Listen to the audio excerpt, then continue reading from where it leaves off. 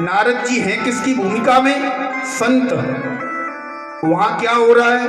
स्वयंवर अर्थात विवाह। कोई राम कथा, भागवत कथा, यज्ञ, अनुष्ठान, जप नहीं हो रहा जो नारद जी चले गए।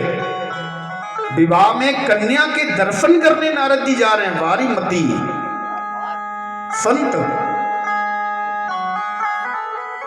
नारद जी ने सोचा चलो थोड़े दर्शन कराएं थोड़ी देर, और यही थोड़े में ही काम बिगड़ गया। नारद जी पहुंचे, शीलनिधि राजा ने सुंदर आसन दिया, नारद जी बैठ गए सामने।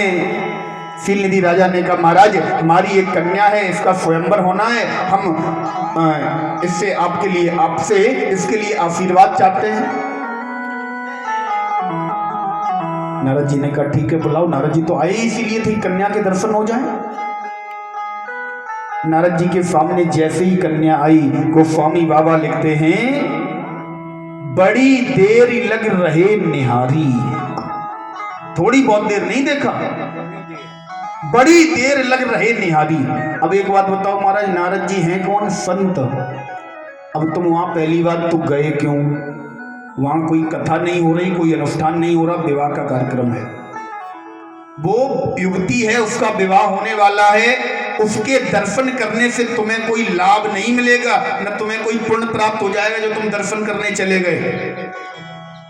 लेकिन नारद जी चलो चले भी गए तो महाराज तुमने देख लिया, तुम चले आते, भविष्य बताकर चले आते। लेकिन गोस्वामी बाबा लिख रहे हैं कि बड़ी देरी लग रहे निहारी, बड़ी देरी लग रहे निहारी, देख रूप मोने सूरत बिसारी, देख रूप मोने सूरत बिसारी, बड़ी देरी लगन जवारी,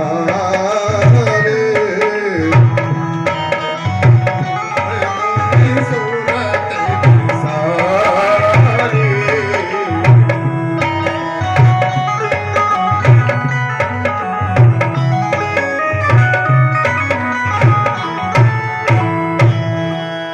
बड़ी देर लग रहे निहारी, बहुत देर तक देखते रहे, 1 घंटा 2 घंटा 3 घंटा। हमारे पूर्वांचल में एक कहावत कही जाती है महाराज, देखो भालो तको मत, खाओ पियो छको मत, दौड़ो भागो थको मत। दौड़ो भागो कोई दिक्कत नहीं, थक जाओगे तो काम खराब है। खाओ पियो पेट भरो, लेकिन ज्यादा खा लोगे छक जाओगे तो काम खराब है। और देखो भालो कोई दिक्कत नहीं है, लेकिन किसी को देर तक निहारना ये गलत है। नारद जी ने फिर गलती कर दी और ऐसे देखा कि महाराज देख रूप मुनि सूरत बिसारी, अपनी यादें ही भूल गए। हम कौन है? बाबा जी हैं, हम साधु हैं। हमें महाराज रामचरितमानस में गोस्वामी बाबा ने संता लिखा है। संत होते तो कोई बात नहीं, हम संता हैं। भूल गए हम कौन है, अपना पद भूल गए।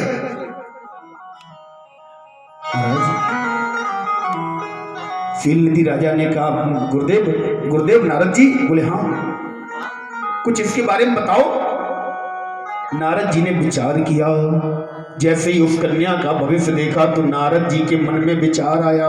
बोले जो यह बड़े अमर पति होई, जो यह बड़े अमर पति सोई, समर भूमि ते जीत न कोई, समर भूमि ते जीत न कोई, समर भूमि ते जीत न कोई। नारद बाबा ने देखा कि महाराज इसका भाग्य ऐसा है कि जो यह बरे, जो इसका वरण करेगा, जो इसके साथ विवाह करेगा, अमर पति हुई, वो अमर हो जाएगा। समर भूमि ते जीत न कोई, युद्ध के मैदान में उसे कोई जीत नहीं पाएगा। नारद बाबा ने कहा बस काम बन गया, इसी की तो देर थी। ब्रह्मा से बड़े हम, भोले से शंकर से बड़े हम, श्री हरि हमारे लिए खड़े होते ही हैं, हमसे कहते हैं तुम दर्शन देने आए। एक ही तो कमी है, अमर नहीं है। इस कन्या से विवाह हो जाए, अमर भी हो जाएंगे, फिर तो हम बन गए भगवान। नारद जी आज भगवान बन रहे हैं। बोले हम तो भगवान बन गए, लेकिन अब करें क्या, इस कन्या से विवाह हो कैसे?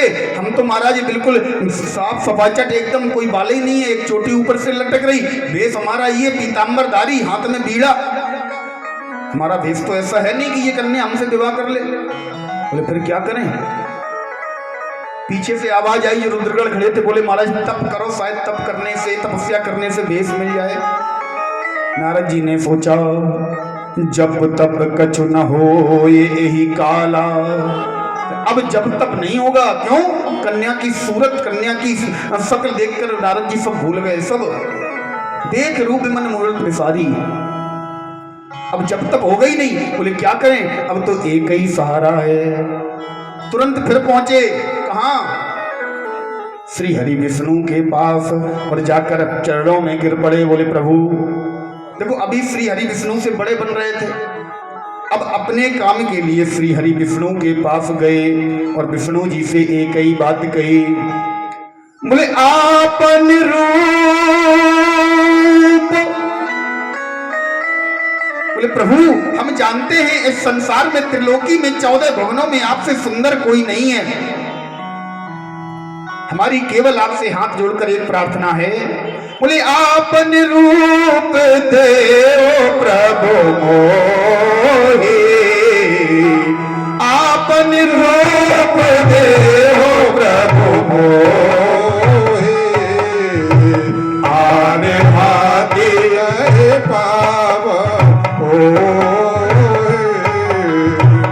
आने भाती बर पाव ओहि, आपन रूप देहो प्रभु मोहि, आन बात नहीं पावो ओहि।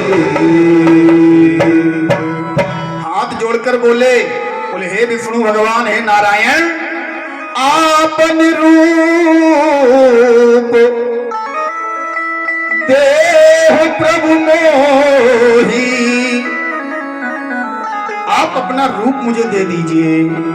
आन भांति नहीं पावो ओही, और कोई ऐसा रास्ता नहीं है जिस रास्ते पर चलकर पावो ओही, ओही माने उसको, उसे पा सकूं, उसके साथ विवाह कर सकूं।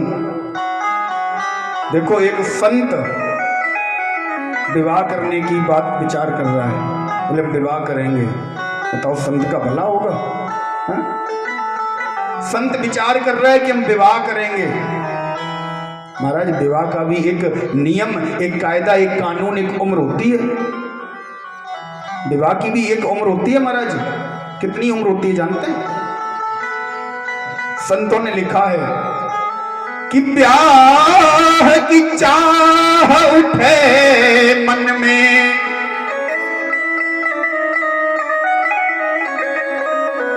ब्याह की चाह उठे मन में, तो 15 और 20 25 लोग कीजिए। कितनी उम्र होनी चाहिए? 15 20 अच्छे 25 30 भई जन खीस भई, 40 50 नाम न लीजे। 40 50 की उम्र हो जाए तो नाम मत ले लेना विवाह करने का। और कुछ लोग होते हैं नारद जी जैसे, जो इसके बाद भी विवाह के लिए अड़े रहते हैं। बोले 60 पे ब्याह को जो मन ललचावे, तो उतार के जूता चांद में दीजिए। इसके बाद भी अगर आप विवाह के लिए अड़े हो, 60 वर्ष की उम्र हो गई, कब्र में पैर लटके हो, विवाह करने के लिए सज रहे हो, तो अपने ही जूता उतारो, अपनी चांद पे मारो, बोलो राधे राधे। नारद जी सोच रहे हैं कि नहीं अब मैं विवाह करूंगा। एक ही इसका उपाय है कि अगर श्री हरि विष्णु का स्वरूप मुझे मिल जाए तो महाराज मैं उसका वरण कर सकता हूं, वो कन्या मेरा चुनाव कर लेगी। नारद जी ने कितनी भी गलतियां की हों लेकिन एक अच्छा काम कर दिया। देखो नारद जी परम भक्त हैं विष्णु के। विष्णु भगवान से कहा कि अपना रूप मुझे दे दो, भगवान मना नहीं करते, रूप दे देते। लेकिन नारद जी ने एक बात और धीरे से सरका दी, बोले जय बेधिनाथ होए हेत मोरा, जय बेधिनाथ होए हेत मोरा, जय बेधिनाथ होए हेत मोरा, हर हो सवेग दास में तोरा, करो सवेग दास में तोरा, जय वेदनाथ होए हेत मोरा, जय वेदनाथ होए हेत मोरा, जय वेदनाथ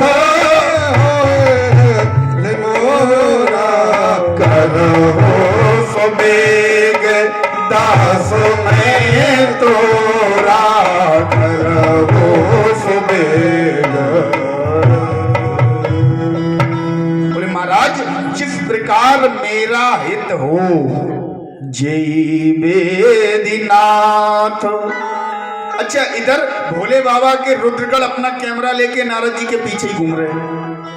जैसे ही नारद जी ने कहा जय विदनाथ होए हित मूरा, मेरा जिस प्रकार हित हो, नारद जी अपना हित काय में समझ रहे, बोले हमारा हित इसमें है, भगवान अपना रूप दे दें, हमारा विवाह कन्या के साथ हो जाए, हमारा हित हो जाएगा।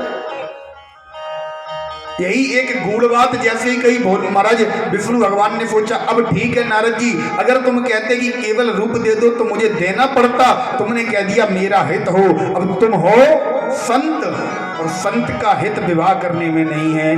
नारद जी से कहा जाओ नारद जी मैं वही काम करूंगा, मैं वही रूप दूंगा तुमको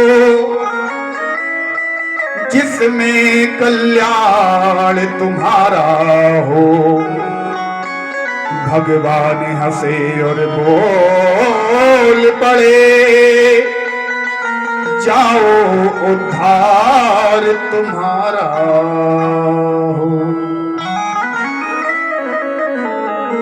इधर भोले बाबा ने सोचा, भगवान ने कह दिया कि जाओ नारद जी तुम्हारा उद्धार हो। नारद जी ने भी कहा भगवान कुछ ऐसा करो जिसमें मेरा हित हो। अब भोले बाबा ने आंखें थोड़ी टीवी पर और गढ़ाई, रुद्रगणों को फोन किया, बोले कैमरा और थोड़ा जूम करो, हमें अब ध्यान से देखने दो कि भोले बाबा ने कहा रुद्रगणों से अब देखने दो कि भगवान हरि ऐसा क्या करेंगे जिसमें नारद का हित हो जाएगा। महाराज आज नारद जी को भगवान ने रूप तो दिया, लेकिन कौन सा रूप दिया। नारद जी सुंदर पार्लर पर गए, बढ़िया से सूट वूट पहनकर टाई लगाकर बढ़िया एकदम तैयार होकर पहुंचे कहां, वहीं जहां पर हो रहा था स्वयंवर।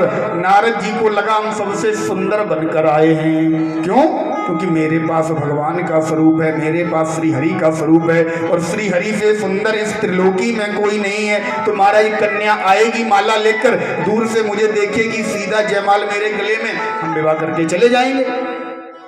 लेकिन भोले बाबा ने क्या देखा, बोले भगवान जिसका हित करना चाहते हैं उसे बंदर का स्वरूप दे देते हैं। भगवान ने नारद जी को बंदर का स्वरूप दे दिया। नारद जी का मुख बंदर का, पूरा शरीर नारद जी का। नारद जी मन में प्रसन्न, बोले हम बहुत सुंदर, लेकिन भगवान ने बना लिया अपना बंदर। भोले बाबा ने देखा अच्छा इसका मतलब भगवान जिसका हित करना चाहते हैं उसे अपना बंदर बना लेते हैं, मैं भी भगवान का बंदर बनूंगा। और बंदर बनकर आ गए कि शंकर सोवन केसरी नंदन, ओ शंकर सोवन केसरी नंदन, तेज प्रताप महाजगवंदन, तेज प्रताप महाजगवंदन,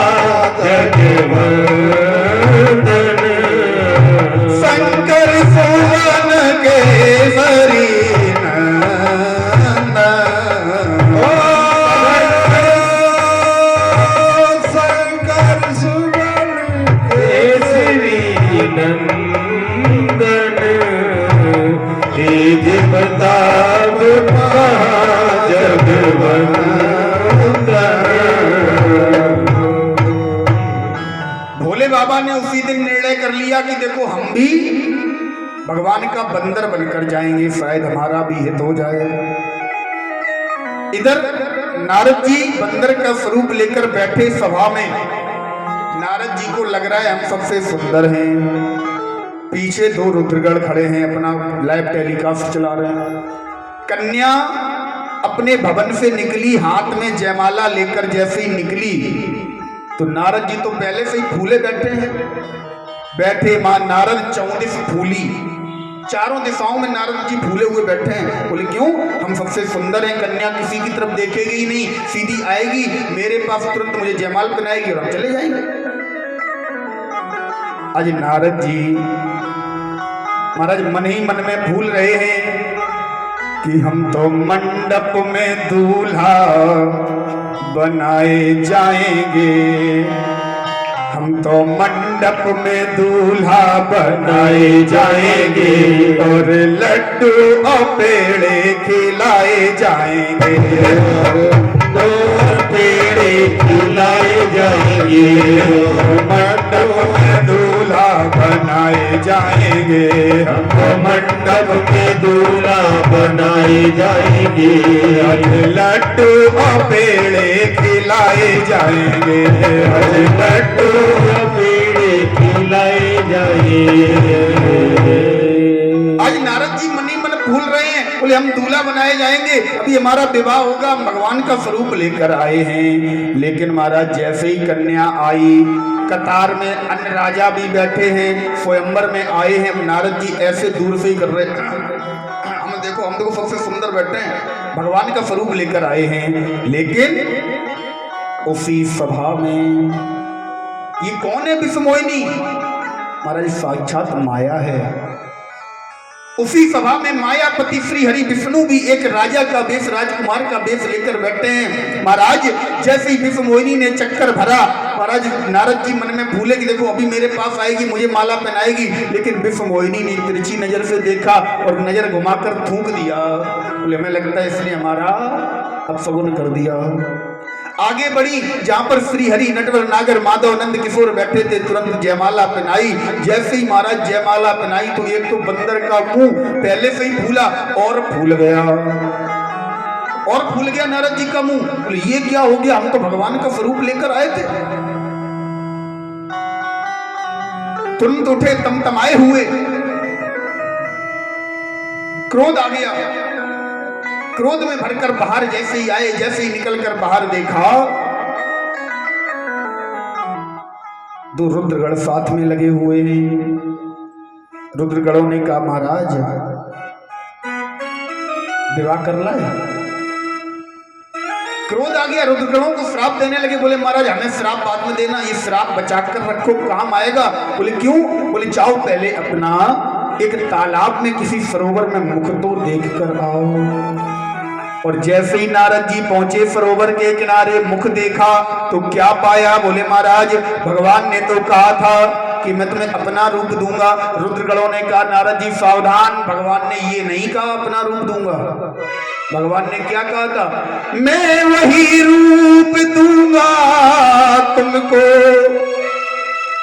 जिसमें उद्धार तुम्हारा